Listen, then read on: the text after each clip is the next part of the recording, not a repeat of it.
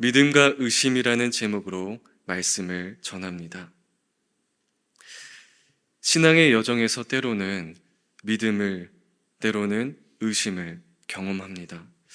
오늘 본문인 마태복음 28장 16절에서 20절은 믿음과 의심을 동시에 보여주는 장면입니다.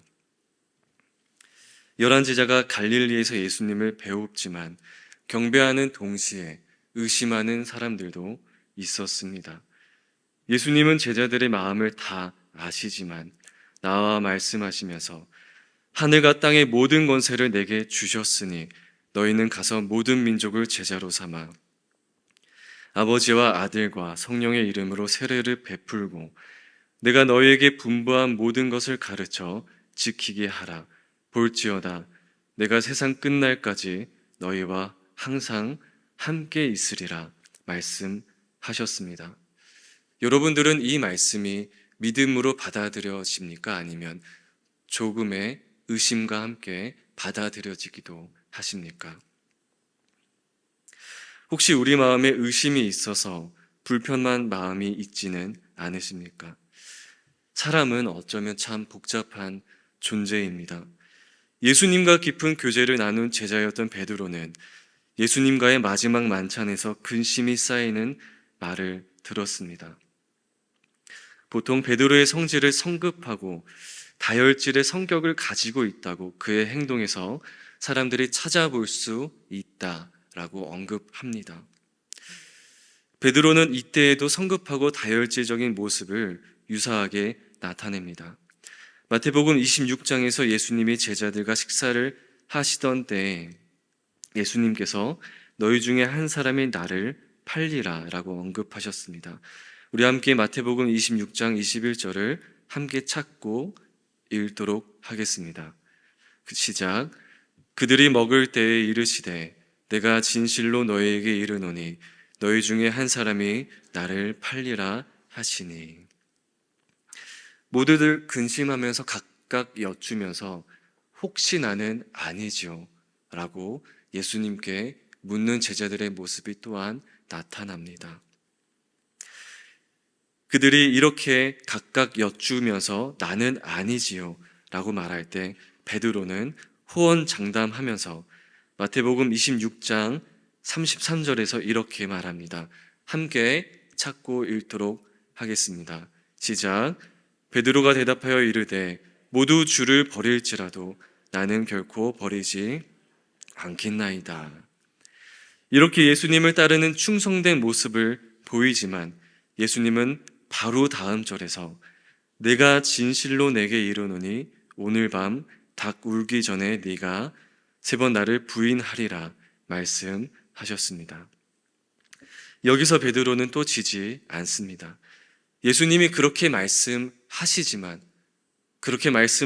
베드로는 내가 주와 함께 죽을지언정 절대 부인하지 않겠다며 분위기를 형성했고 다른 제자들도 그렇게 함께 그 분위기에 함께 동참하면서 나도 주님을 버리지 않겠다. 베드로처럼 말하기 시작했습니다. 이 모습을 보면서 한 가지 떠올리게 된 모습이 있습니다. 찬양을 부를 때 예수님에 대한 자기 신앙 고백은 아직은 없지만 이 찬양의 멜로디가 너무 흥겹고 좋아서 또 따라 부르기가 좋아 보여서 이 찬양 소리가 좋아서 따라 부르는 모습을 떠올리게 됐습니다.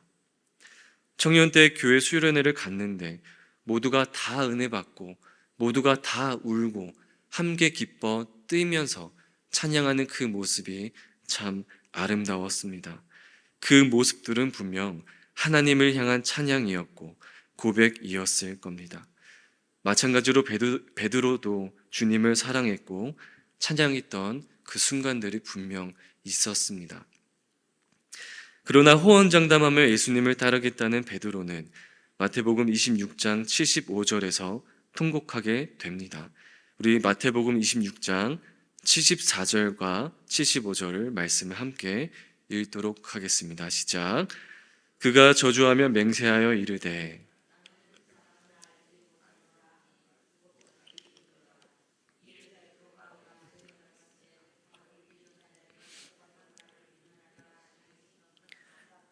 밖에 나가서 심히 통곡하니라. 아멘. 믿음이 좋아 보였던 베드로가 왜 이런 실패를 겪은 걸까요? 왜냐하면 그 베드로의 모습에서는 호언장담하면서 내가 예수님을 내가 죽을지언정 버리지 않겠다고 말했던 그의 고백에서 왜 이런 변화와 실패를 겪은 걸까요? 제자들은 베드로에게 동화되어 자기도 예수님을 따르겠다 했지만 다 도망갔습니다. 그저 군중 심리였을 뿐일까요? 예수님의 공생의 기간 동안 제자들을 가르쳤던 그 시간들이 다 실패였을까요? 예언을 성취하시고 율법을 완성하시고 죄인들을 불러 회개시키시며 모든 죄에서 구원하셨고 참 자유를 주시며 하나님의 뜻을 행하시고 복음을 전파하시고 사탄의 권세와 죄와 사망의 권세를 깨트리시며 죄인들이 하나님께 나아갈 수 있는 새로운 길을 여시며 모든 사람들의 대속물이 되시어서 하나님과 인간 사이에 화평을 이루시기에 오신 예수님이 다 하셨지만 제자들만큼은 실패하셨던 걸까요? 아니요, 절대 주님께 실패는 없습니다. 제자들이 부활하신 예수님을 보면서 경배하는 동시에 의심을 함께 하였지만 그렇다고 해도 그것이 실패가 아닙니다. 사람은 한순간의 모습으로 판단하는 경향이 있습니다. 그러나 주님은 영혼을 보십니다. 진정한 실패는 의심도 아니고 주님을 부인한 것도 아니고 마지막 때에 믿지 못하는 것이 진정한 실패입니다. 믿음의 조상이라는 여러 선배들을 한번 살펴보기 원합니다. 아브라함은 어떻습니까? 믿음의 조상 아브라함입니다. 그런데 우리가 아브라함을 보자면 자신의 부인을 누이라고 2번 속이는 장면이 나오는 것을 다 알고 있습니다. 하나님께서 아브라함을 인도하신다 하셨는데 하나님의 인도하심을 의심했습니다. 모세는 또 어떻습니까? 애굽 백성을 구하라는 하나님의 부르심에 의심하고 망설였습니다. 이때 이들의 모습에는 믿음과 의심이 동시에 존재했습니다. 창세기 15장 1절과 5절, 6절의 말씀을 우리 함께 읽도록 하겠습니다. 이후에 여호와의 말씀이 환상 중에 아브라함에게 임하여 이르시되 아브라함아 두려워하지 말라. 나는 네 방패요 너의 지극히 큰 상급이니라. 그를 이끌고 밖으로 나가 이르시되 하늘을 우러러 무뼈를 셀 수 있나 보라. 또 그에게 이르시되 네 자손이 이와 같으리라. 아브라함이 여호와를 믿으니 여호와께서 이를 그의 의로 여기시고. 아브라함이 아내를 누이라 속였지만 하나님은 아브라함의 믿음을 그의 의로 여겨주시고 그를 인도하셨습니다. 모세는 어떻습니까? 출애굽기 3장 11절에서 모세가 하나님께 아뢰되 내가 누구이기에 바로에게 가며 이스라엘 자손을 애굽에서 인도하여 내리이까. 모세는 의심을 하였지만 애굽에서 이스라엘 자손을 인도하여 하나님의 뜻을 행하는 대행자가 되었습니다.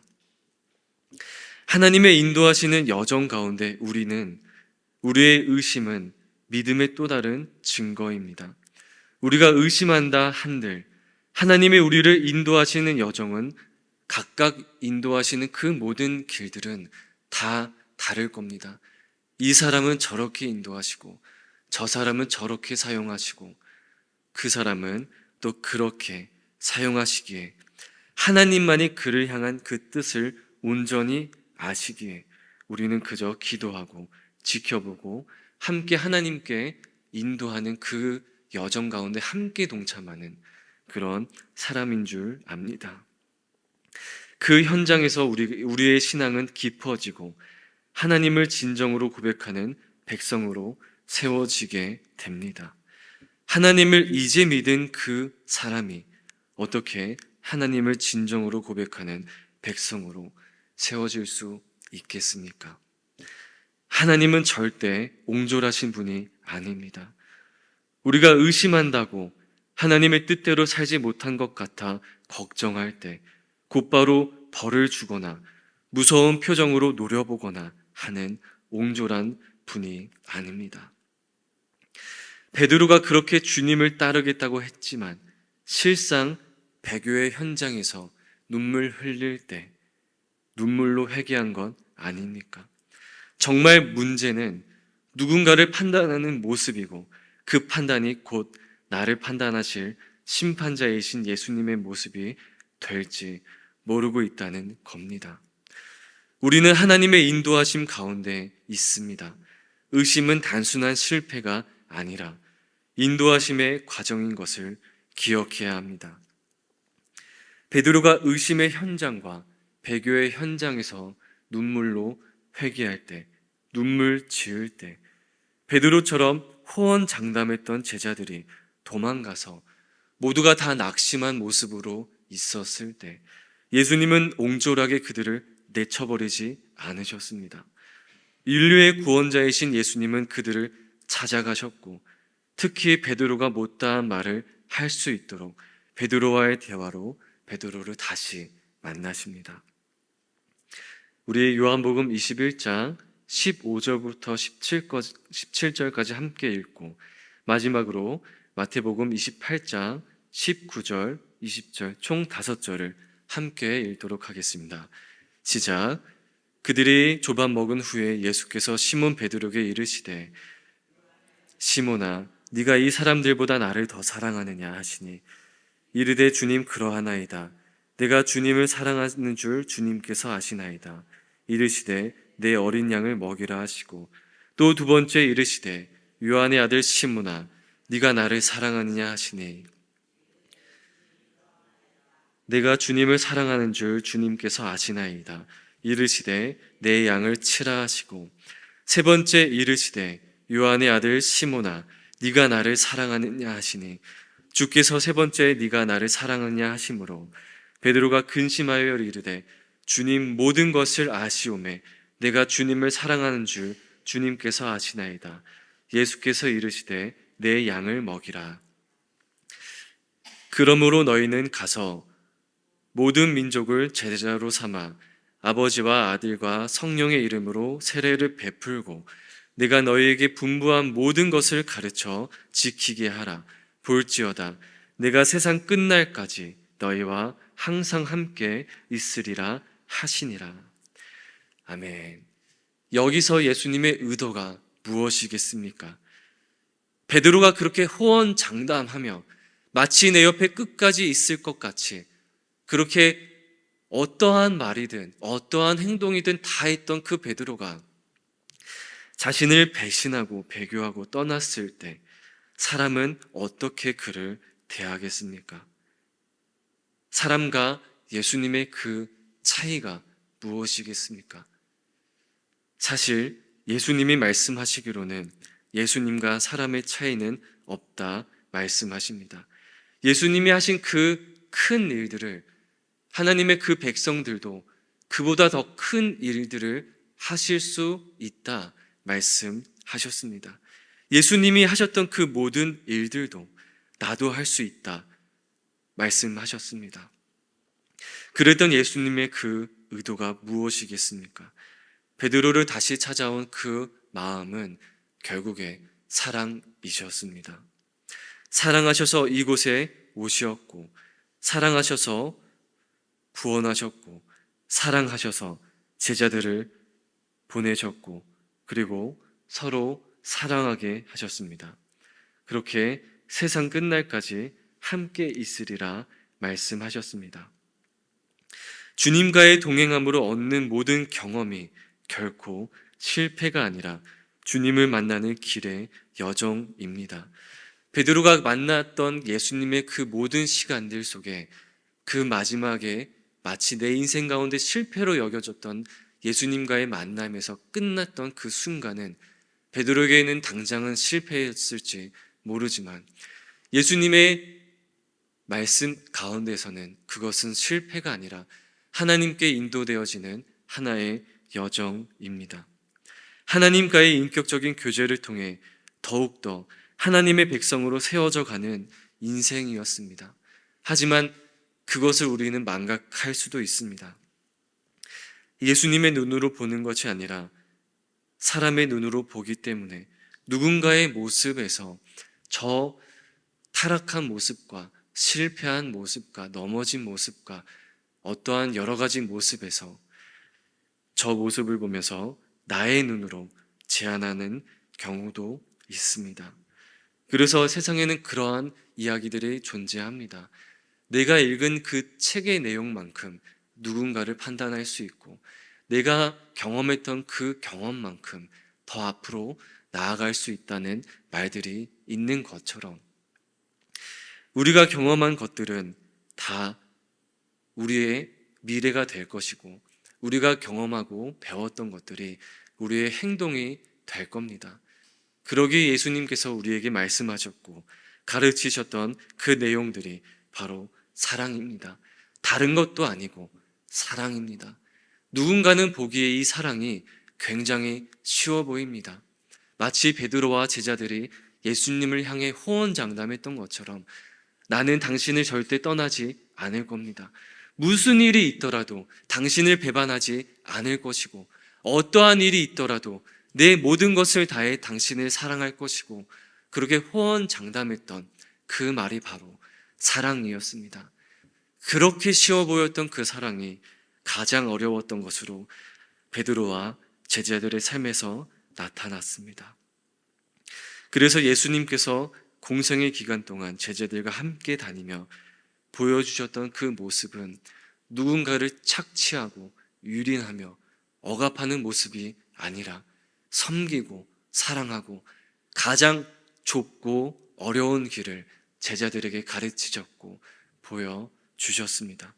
누군가를 판단하는 그 쉬운 모습을 보여주신 것이 아니라 누군가를 기다려주고 누군가를 기도해주고 함께 동역하면서 동행하면서 제자들의 그 모습을 예수님을 따르는 그 많은 민족들의 모습을 보시면서 기도하시는 모습을 보여주셨던 겁니다. 그래서 예수님은 제자들을 혼내시기도 했고 꾸짖으시기도 했고 왜 끝까지 왜 이 밤까지 깨어있지 못하느냐 꾸짖으시기도 했지만 그 안에는 사랑이 있었다는 것을 제자들이 알았습니다. 만약에 제자들이 예수님의 모습에서 사랑이 아니라 겉모습에 있는 모습만 보았고 그 모습은 실상 증오와 판단과 심판과 정죄만이 있었다면 예수님의 제자였던 그들은 예수님을 만나지 못했을 겁니다. 예수님의 그 모습에 사랑이 있었기 때문에 은혜가 있었기 때문에 내가 예수님을 그렇게 사랑한다 말했지만 실패했던 내 모습 가운데 여전히 내 모습 가운데 실패밖에 있을 수 없을 것 같았지만 은혜를 보여주셨기 때문에 용서를 보여주셨기 때문에 그 가르치신 것을 통하여 제자들은 예수님을 다시 만날 수 있었습니다. 그렇게 다시 용서함을 받을 수 있었습니다. 그래서 그 예수님의 마지막 의도가 무엇입니까? 잘 살라? 아닙니다.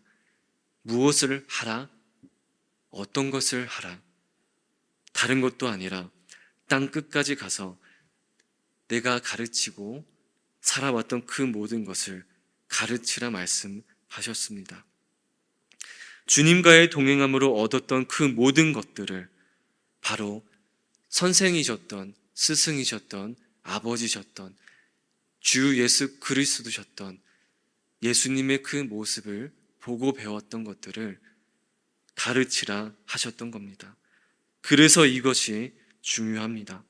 믿음과 의심 그 가운데 누군가와 함께 할 것인가? 예수님과 함께 할 것인가? 아니면 사단과 함께 할 것인가? 세상의 속삭임과 함께 할 것인가? 입니다. 세상 사람들이 이런 이야기들을 하고는 합니다. 선하게 사는 것, 착하게 사는 것, 참 손해보는 일과 같다. 맞습니다. 손해보는 일입니다. 예수님이 그렇게 시간을 허비하셨고 시간을 헛되이 보내셨고 시간을 그 70년 더 살 수 있었던 그 시간을 30년, 40년 못된 시간을 사시면서 헛된 시간을 보내셨습니다. 이것이 세상의 기준이셨고 이것이 세상의 기준이었고 예수님의 기준이셨던 것은 세상과 반대였습니다. 그래서 예수님이 우리에게 말씀하신 것은 그 좁은 길을 가라. 내가 너희에게 분부한 모든 것을 가르쳐 지키게 하라. 볼지어다 내가 세상 끝날까지 다시 오시는 그때 너희와 항상 함께 있으리라 말씀하셨습니다. 그래서 우리는 이것을 기억해야 됩니다. 내가 손해보는 것과 같고 내가 피해보는 것과 같고 내 인생이 허비되는 것과 같은 이 시간에 주님이 나와 함께 하시는구나. 사단은 세상은 너의 그 시간이 손해보는 것이고 그렇게 살지 말아라 라고 우리에게 속삭이지만 세상 끝날까지 이곳에서 우리와 함께 하신다는 주님의 그 음성을 기억하면서 예수님의 그 사랑을 기억하면서 우리는 이 시간을, 이 때를 주님과 함께 동행해야 되는 줄 믿습니다. 그렇게 우리는 하나님과의 인격적인 교제를 통해서 더욱더 하나님의 백성으로 세워져가는 인생이 되어야 합니다. 믿음이라는 건 하나님이 계시고 경험하고 우리를 만나주셨던 그 모든 순간을 통해서 이제 하나님이 보이지 않는 것과 같은 때 도대체 하나님이 어디 계십니까? 라고 고백할 수밖에 없는 그때 나를 만나주셨고 나와 함께 하셨던 그 시간을 통해서 이것만으로도 나는 예수님과 함께 할 수 있습니다. 이제는 내가 아직 이제 하나님을 못 보는 것과 같고 하나님께 기도하지 못하는 것과 같고 내 삶의 인생이 너무나 허덕여서 하나님께 나아가지 못하는 것 같은 이때 예전에 만났던 그 하나님과의 첫사랑 그 하나의 기억만으로 나는 의심할 수 있지만 나는 그 하나의 기억만으로도 주님과 함께 동행하는 것을 알 수 있고 주님이 다시 오시는 그때 내 옆에 하나님이 계셨구나, 내 옆에 주님이 계셨구나를 고백할 수 있는 그 믿음을, 의심과 믿음을 함께 할 수 있는 시간을 제자들도 보냈고 우리도 보내야 되는 줄 믿습니다. 세상은 의심하라 말합니다.